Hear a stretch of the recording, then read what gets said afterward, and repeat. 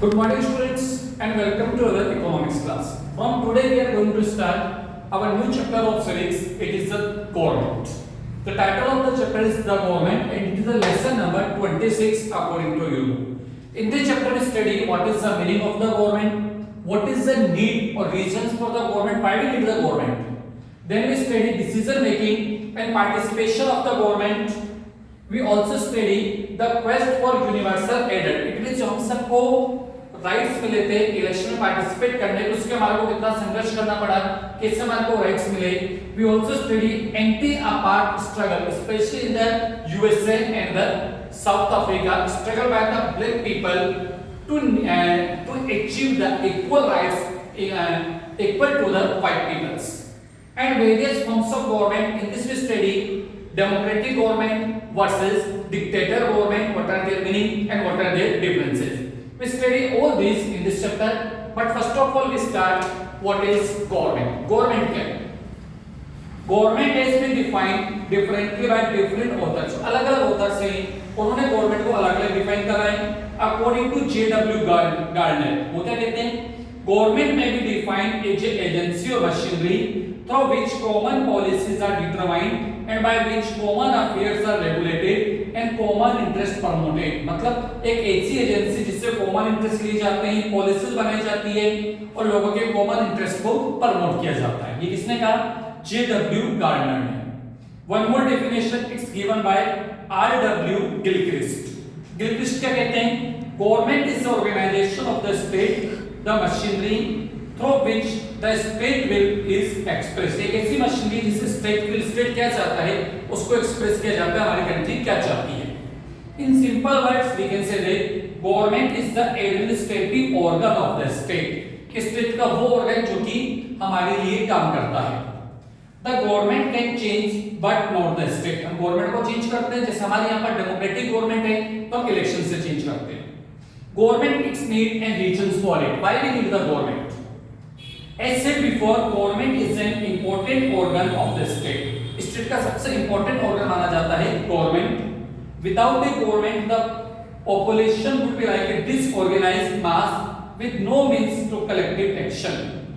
It is needed as reason to exist because it perform important function. अगर government नहीं होगी तो लोग disorganized way में रहेंगे. हिंदी के अंदर बोलते हैं जिसकी लाठी उसकी भैंस. जो ताकतवर लोग हैं वो गरीब लोगों को दबाएंगे. तो इन सबसे बचने के लिए हमारे को क्या चाहिए? एक गवर्नमेंट जो कि प्रॉपर्ली ऑर्गेनाइज्ड ट्रेनिंग वर्क करे. No doubt the government has to do a lot of policy function such as maintaining peace and order, controlling traffic, protecting the country from foreign invaders etcetera. अब government को बहुत सारे काम करने पड़ते हैं. Rules and regulation apply करना है, पीस बना के रखना है, कंट्री में शांति बना के रखनी है. बाहर से कंट्री अटैक करता है हमारे ऊपर तो हमारे को खुद को बचा के रखना है, इवन उनके अटैक का जवाब देना है. जैसे बहुत सारे काम गवर्नमेंट करती है. There is no denying the fact that these are the essential function of the government because without performing this function there would be chaos and disorder in the society. अगर गवर्नमेंट ऐसे functions नहीं करेगी तो समाज में अराजकता फैलेगी, लोग एक दूसरे को मारकाट करने को तैयार हो जाएंगे. But these are not the only function of a government, especially of a modern government. सिर्फ गवर्नमेंट का यही काम नहीं होता कि वो पीस और सिक्योरिटी बना के रखें, पर गवर्नमेंट बहुत सारे काम करती है. इसमें सबसे बड़ा गवर्नमेंट का काम होता है वेलफेयर, आम लोगों की भलाई का काम. Government with such limited function were there in the ancient and medieval times, but a modern government has many other functions to perform. ऐसा पुराने जमाने में और मिडाइवल टाइम पर होता था, मध्यकाल में, जबकि आज की तारीख में गवर्नमेंट को बहुत सारे एक्स्ट्रा वर्क भी करने पड़ते हैं. As will be discussed below, they take up many welfare function of the benefit of the people. They work to the economic and social welfare of the people also. Government also work social and economic welfare of the people. मतलब लोगों की सामाजिक कल्याण के लिए, आर्थिक कल्याण के लिए government को वर्क करना पड़ता है. Nowadays the government perform many welfare function as well, such as opening school and colleges, building road and bridges, digging canals, setting up different industries, opening hospitals, setting up medical facilities, giving old age pension etc. बहुत सारे काम करती है government. आप देखते हो सड़क बनाती है, स्कूल बनाती है, हॉस्पिटल्स बनाती है, ट्रैफिक को कंट्रोल करती है, जो नीडी गरीब पीपल है, बीपीएल लोग बोलते हैं, लो पॉवर्टी लाइन, उनको एसेंशियल आइटम्स प्रोवाइड करती है। जो लोग अर्न नहीं कर सकते, सीनियर सिटीजन से, उनको ओल्ड एज पेंशन देती है। इस तरह के बहुत सारे काम गवर्नमेंट करती है। नाउ इसी डिसीजन मेकिंग एंड पार्टिसिपेशन। अब गवर्नमेंट में डिसीजन मेकिंग कैसे होता है और एक कॉमन मैन कैसे पार्टिसिपेट कर सकता है गवर्नमेंट में।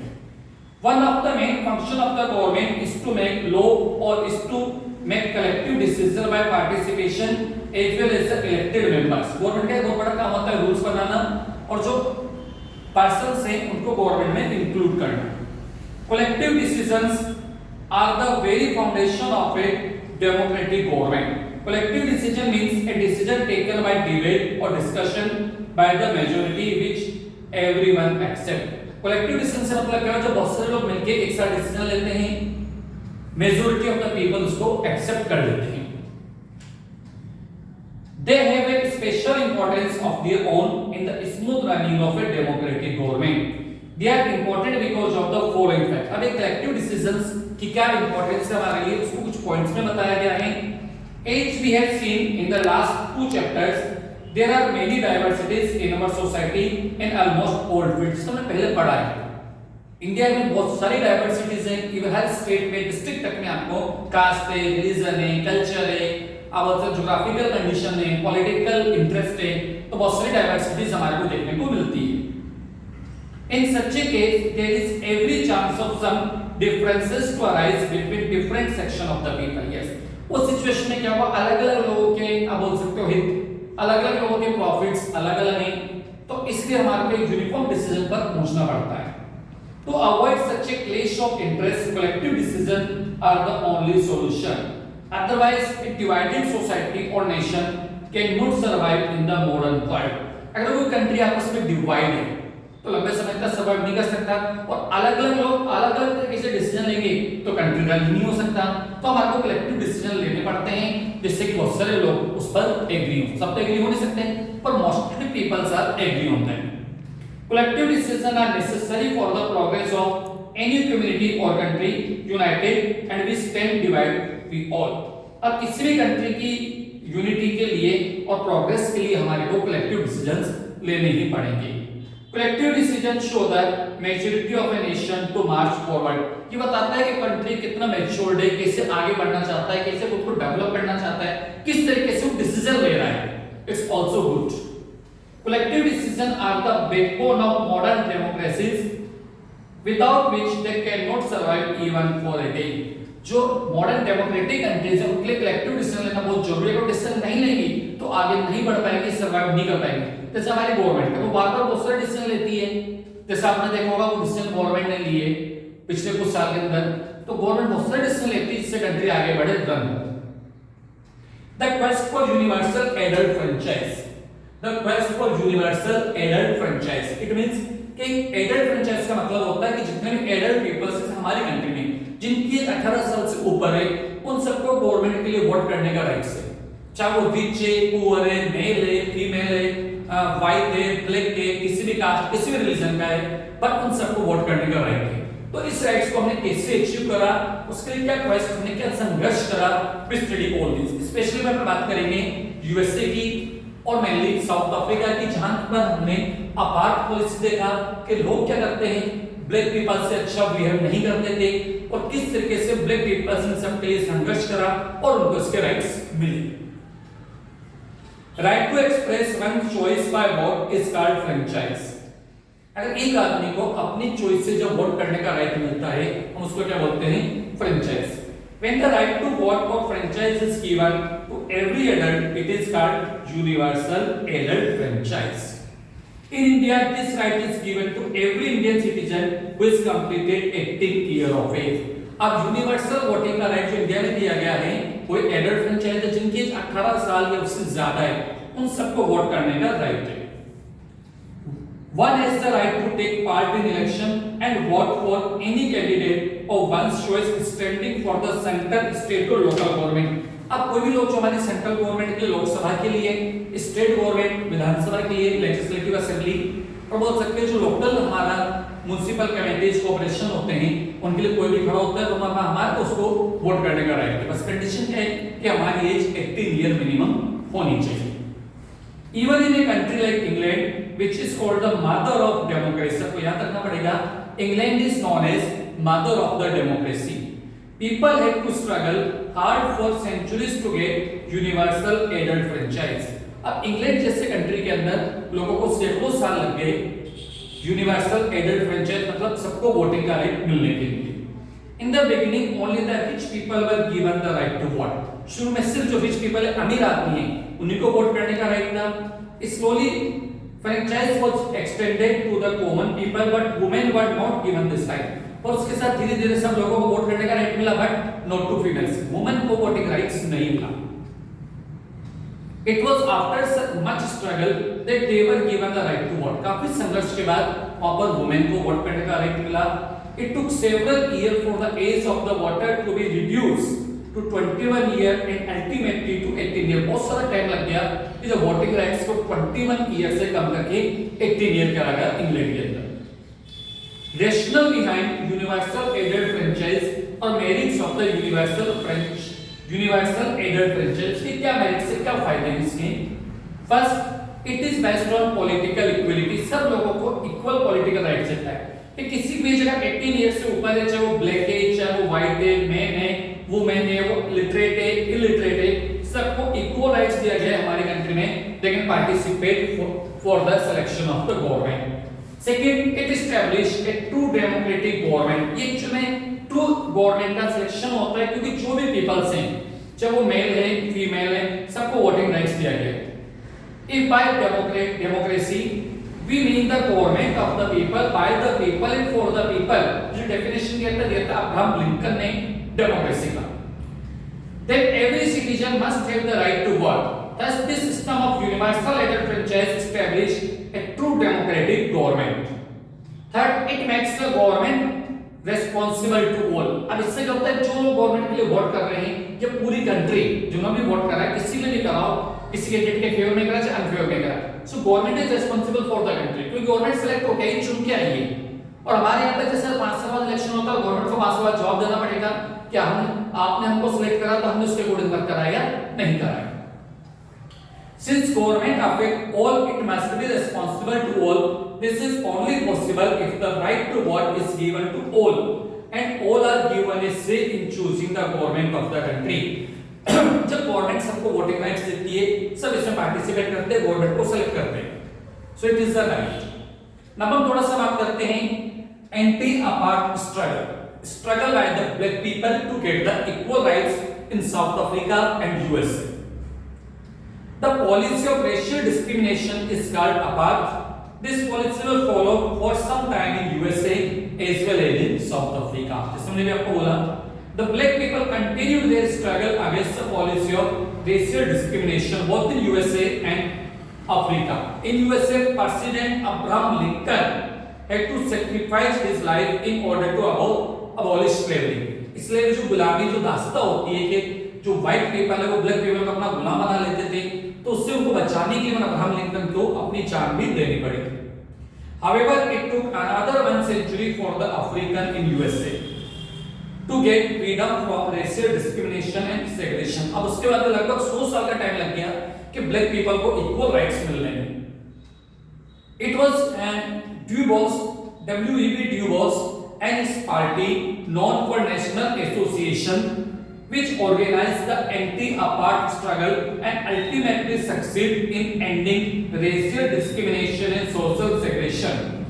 W.E.B. Du Bois और उनकी पार्टी जिसका नाम था नेशनल एसोसिएशन, उन्होंने वहां पर एंटी अपार्ट पॉलिसी को सक्सेस करा और सबको इक्वल राइट्स प्रोवाइड करे। In South Africa the anti apart struggle was started by the Nelson Mandela, शायद आपने नाम सुना होगा, जिनको बाद में नोबेल प्राइज मिला था, and his party the African national Congress. For a very long time the minority government of the whites committed many atrocities on the black people। वहां पर जो व्हाइट गवर्नमेंट थी, मतलब सफेद जो स्किन पर्सन्स की बात कर रहे हैं, वो ब्लैक लोगों पर बहुत ज्यादा अत्याचार करती थी और थोड़े से लोगों ने वहां पर कंट्रोल कर रखा था। It followed by the policy of apartheid which is also known as racial segregation and kept the black people under thumb. Black people को बोल सकते हैं अंगूठे के नीचे रखना, मतलब दबा के रखते थे। But ultimately president FW de Klerk agreed to hold election on 27 अप्रैल 1994। वहां पर 27 अप्रैल 1994 को इलेक्शन हुआ और सब लोगों को वोट करने का राइट्स मिला। In this election, Dr. Nelson Mandela won the election and he became the first president of independent South Africa। वो इंडिपेंडेंट साउथ अफ्रीका के पहले प्रीमियर बोल सकते हैं ब्लैक प्रेसिडेंट बने with the election of 27 April 1994। Thus the both universal adult franchise and the end of the racial discrimination or apart facilitate the true spirit of democracy। इस तरह से जो अपार्ट पॉलिसी था उसका एंड हुआ और एक सही वे में डेमोक्रेसी वहां पर डेवलप हुई। Now we study various forms of government. अगर यहां पर वेरियस फॉर्म्स ऑफ गवर्नमेंट की बात करें तो पहले दो की बात करेंगे हम, एक तो डेमोक्रेटिक गवर्नमेंट और दूसरा dictatorship. Democratic government, democratic form of government is one which has collective sanction behind it, जिसके लिए बहुत सारे सेंशन बोल सकते हैं हम लोग, उनको सेलेक्ट करते हैं गवर्नमेंट को, so government is responsible for us. जैसे हमारे यहाँ पर जो गवर्नमेंट होती है वो लोकसभा के लिए रिस्पांसिबल होती है और हम लोकसभा के मेंबर्स को इलेक्ट करते हैं। It is the government of the people, by the people and for the people.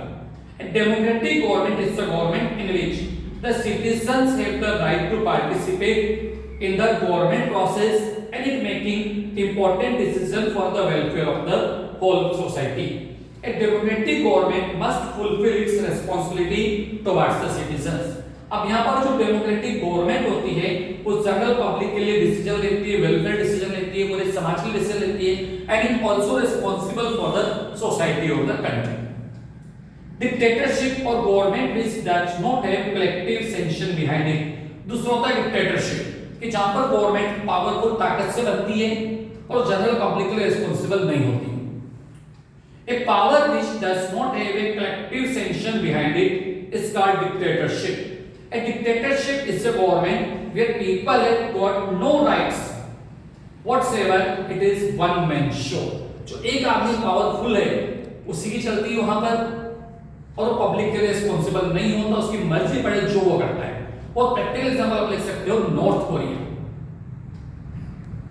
Okay, in a dictatorship there is no freedom, the people cannot express their opinion as they like।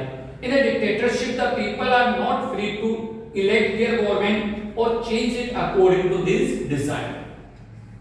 Now we see what is the difference between a democratic government and a dictatorial government। दोनों में क्या difference होता है? There are some differences given in the points। First, in a democratic government all citizens irrespective of their caste, color, creed or faith are equal। सबको equal rights मिलते हैं। All the public officers are open for all। सारे public office सभी के लिए open होते हैं। हम किसी पब्लिक ऑफिस में अपना जो भी वर्क होता है उसको कंप्लीट करा सकते हैं। But in a dictatorial government there is positive discrimination in favor of the ruling class or group। जो लोग रूल कर रहे हैं उन्हीं के पॉजिटिव सारा वर्क होता है, जनरल पब्लिक को ज्यादा राइट्स नहीं होते।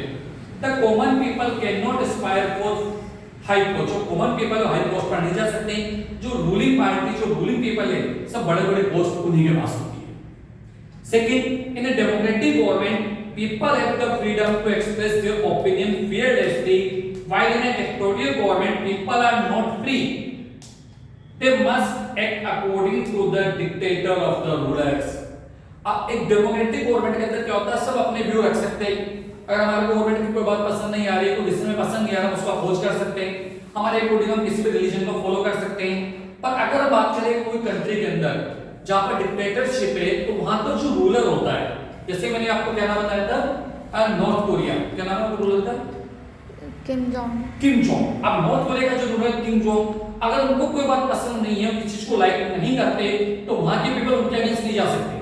पर अगर हमें हमारे प्राइम मिनिस्टर नरेंद्र मोदी की बात समझ में नहीं आती तो उसका अपोज करते हैं, प्रैक्टिकल अपन देखते भी हैं, लोग करते हैं। A democratic government is always responsible to the people who have the right to change its during election। अगर हमारे को हमारी गवर्नमेंट पसंद नहीं आ रही तो उसको इलेक्शन के बाद चेंज कर सकते हैं। जैसे 2014 तक हमारे यहाँ पर कांग्रेस की गवर्नमेंट थी, बात leadership of doctor Manmohan Singh prime minister थे और लोगों ने उनको डिसलाइक करा, फिर उनकी जगह 2014 में नरेंद्र मोदी प्रधानमंत्री बने, फिर उनका ड्यूरेशन पूरा हो गया 5 ईयर का, फिर 2000 19 में री-इलेक्शन हुआ तो लोगों को पसंद आए तो उनको वापस इलेक्ट कर लिया। अब वापस उनकी गवर्नमेंट 2024 तक फिर इलेक्शन होंगे, अगर गवर्नमेंट को लाइक करती है तो कंटिन्यू होंगे, अगर नहीं लाइक करेगी उनके फेवर में वोटिंग नहीं होगी तो कोई नया पर्सन प्राइम मिनिस्टर बन जाएगा। तो अगर तो हमारी डेमोक्रेटिक गवर्नमेंट है तो उसको हम चेंज कर सकते हैं, बट डिक्टेटरशिप है तो हम उसको चेंज नहीं कर सकते। उसको चेंज तो सिर्फ ताकत से, फोर्स से ही चेंज किया जा सकता है। But in A dictatorial government no election are held nor is responsible for the people for its performance. It can be overcome only by violence. सिर्फ वायलेंस से वो उखाड़ के फेंका जा सकता है। In a fourth point, in a democracy even citizens can stand as a candidate for all posts. अब किसी पोस्ट के लिए खड़े हो सकते हैं। अगर इलेक्शन जीतते हैं तो हम एक मिनिस्टर, लेजिस्लेटिव मेंबर या लोकसभा मेंबर बन सकते हैं। He can become a minister, even prime minister or the president, if he can muster a majority. But in a dictatorship, one is always by the mercy of the dictator and is not the master of his fate. पर अगर बात करें एक dictatorship है तो वहां पर कोई पर्सन तभी ऊंची पोस्ट पर जा सकता है जबकि वहां का जो डिक्टेटर है उसको लाइक करे। So by this we find what is the difference between dictatorship and the democracy. So in today's class we study different points about the government. We will continue this chapter in the next class. Thank you.